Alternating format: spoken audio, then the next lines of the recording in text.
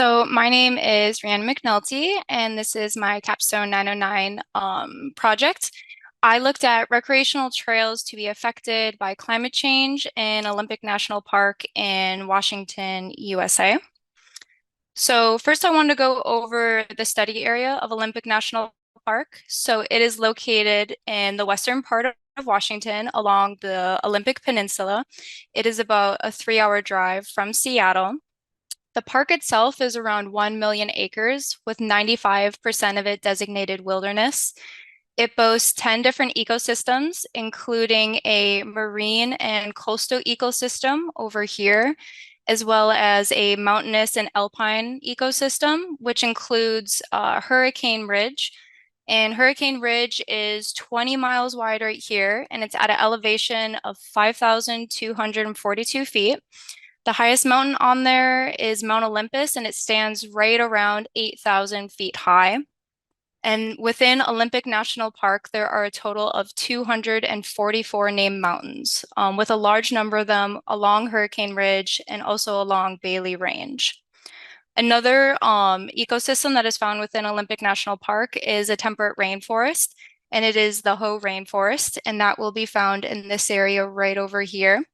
The Hoh Rainforest was formed thousands of years ago by glaciers and houses trees that are over 1,000 years old.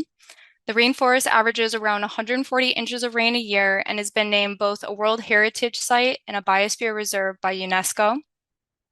And the entire Olympic National Park is the National Park Service found that 3.4 million visitors visited in 2022, and the park itself was established in 1938. And so the goals and objectives of the study, with the rise of CO2 emissions and climate change research, more is being known about the way forests and parks will be affected. There was actually a study on the Olympic Peninsula. It was nicknamed the Olympic Climate Case Study, which was a multi-agency effort that gathered and predicted the effects of climate change on the Olympic Peninsula. The study looked at roads, vegetation, fish, wildlife, and hydrology. However, there was no quantitative look at the trails that will be facing climate impacts and specifically what all those impacts would be comprised of. Mostly, it was determined that the climate changes on the Olympic Peninsula are projected to result in many hydrological changes, and these changes can potentially lead to trail erosion, landslides, and other hazards that can make recreational usage of trails more difficult and dangerous.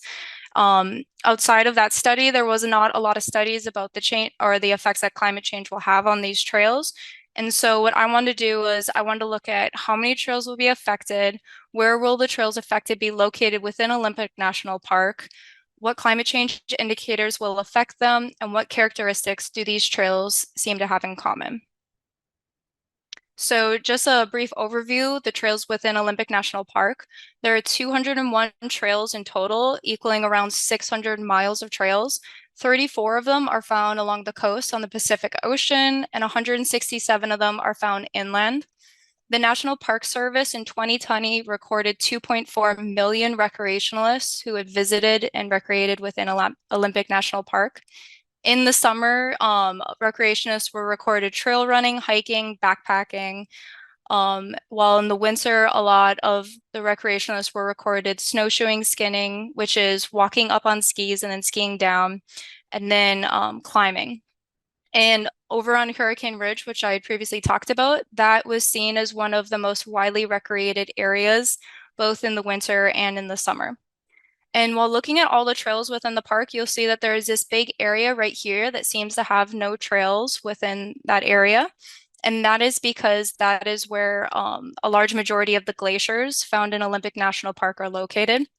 And so there are 184 named glaciers within Olympic National Park, and that includes White Glacier and Hubert Glacier, which are the two of the largest. People have been recorded by the National Park Service going in the summer and the winter months, both hiking, mountaineering, and attempting to climb these glaciers. So they are a well-known area for recreating, and you can see that some of the trails lead to those glaciers. So for the methods, I chose 5 climate change indicators, but I also chose a threshold of RCP 8.5. and that is considered the highest threshold. To give a little background, an RCP is a representative concentration pathway, a pathway that was developed for climate modeling community as a basis for long-term and near-term modeling experiments. The 8.5 RCP is a baseline emissions scenario in which emissions continue to rise throughout the 21st century. The historically high rising rate of greenhouse gases recorded by the EPA in 2022, in combination with the lack of rigorous climate change policies, led me to believe that 2023 and the years after will also see high rates. So therefore, an RCP of 8.5 seemed to be an appropriate scenario that I chose. And then I chose these 5 indicators.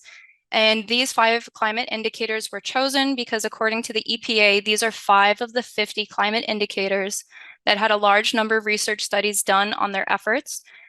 So the ones I looked at: increase in flooding, increase in precipitation, sea level rise, decrease in snow residence time, which is basically the amount of time from when the snow falls to when it melts, how long it stays in residence, and then the rise in temperature.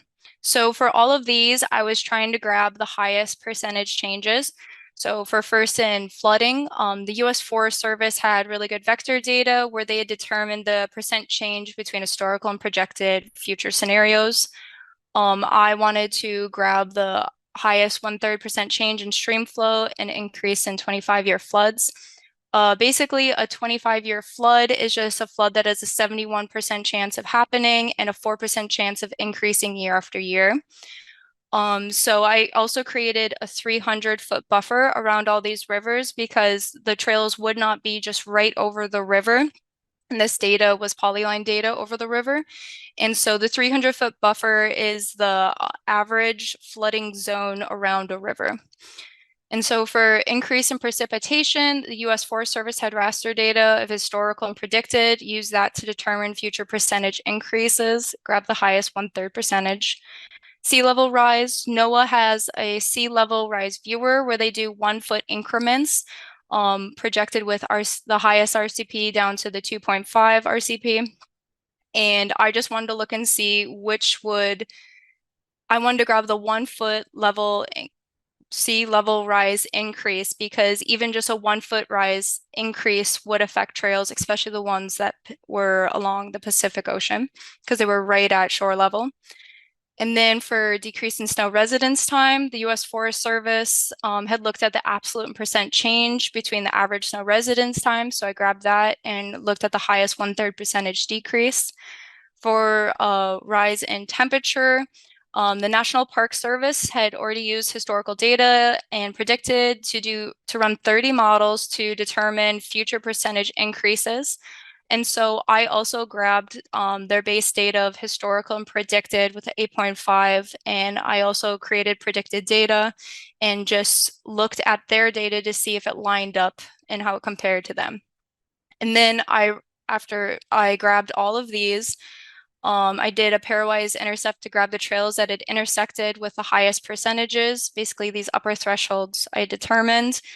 And then once I grabbed all the trails that had been affected, I dissolved them by name to get the final list and data on which climate change indicators and how many of those indicators had affected them.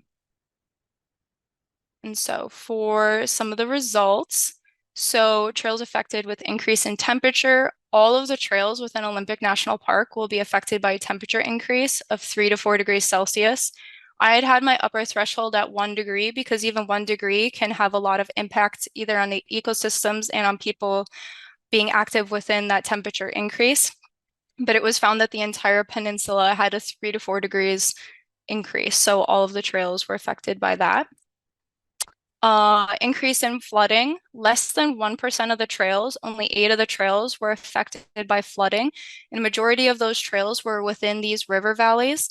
And majority of the trails were 1 to 10 miles in length. This trail, the Hoh River Trail, was right up next to the river within the rainforest, so it makes sense that it was affected. And this is the Elwell River Trail that also followed the river the entire length of it. So trails affected by increase in precipitation, 20% of the trails, 39 of them were affected by increase in precipitation, and they were affected basically throughout the entire Olympic National Park, although none of them were along the coast. And a majority of these trails were 1 to 10 miles in length. Trails affected by decrease in snow residence time. This was the largest amount of trails that were affected, with 67% of all the trails being affected, 134. And a majority of these trails were 1 to 10 miles in length, and not all of the trails weren't in one specific area of Olympic National Park. They were all throughout Olympic National Park. And then trails affected by sea level rise, there was none of the trails within Olympic National Park were affected by any level of rise, including the ones that were over here on the Pacific Ocean. There was no intersecting with sea level rise.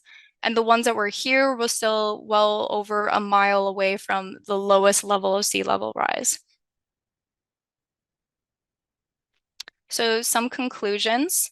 All 201 trails were affected by temperature rise increasing, which slightly skews the data and saying that all the trails will be affected. Excluding temperature, 137 out of the 201 trails were affected by the remaining 4 climate change indicators, which is around 68% of the trails found in Olympic National Park. 50% of the trails that were affected were 1 to 10 miles in length, with the second most being affected were under 1 mile in length, and only, I believe it was 12 trails that were over 10 miles in length were affected. Trails that were over 10 miles in length usually had 2 or more climate indicators affecting them, including the Elwha Trail, which was 27 miles long. It had 3 climate change indicators affecting it. And decrease in snow resident time had the largest effect on trails outside of temperature at 67%, and sea level rise and flooding had the lowest effect on trails, with less than 1% of them affecting any of the trails. The coastal trails did not get impacted by anything other than temperature, which the entire peninsula did, so that makes sense. And then there didn't appear to be any area of Olympic National Park that seemed to be affected more than the others. This is just a swipe of temperature versus the other 4 indicators, but the entire Olympic National Park seemed to be affected by some form of climate change indicator. And this is important to understand because understanding which trails will be affected by which climate indicators could potentially help outdoor recreationalists and national park staff plan for future endeavors. Knowing that snow residence time will decrease and which trails it will be decreasing on allows recreationalists and companies that lead winter expeditions to plan on either changing the routes or finding new ones. Seeing which trails will be within a buffer zone of increased flooding would allow recreationalists to either avoid those trails after a heavy rainfall or nudge the National Park Service to come up with and apply safety precautions to those areas. And then for further research, if I could do this again, I think I would look at lower RCPs, the 2.5, which is the lowest, and the 6.5. Using the highest RCP like I did just assumes that there will be no climate policy in action and things will continue as is. And all of this data was done as predictions for 2100, and a lot could change by 2100. And that could render some of this data ineffective.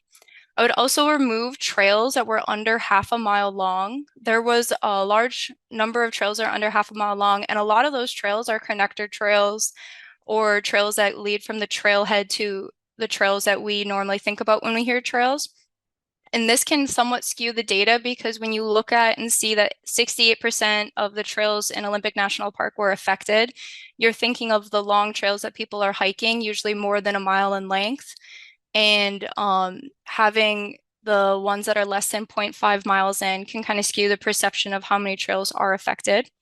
I'd also like to investigate other climate indicators such as drought, air quality, increase in storm severity, and increase in heat waves.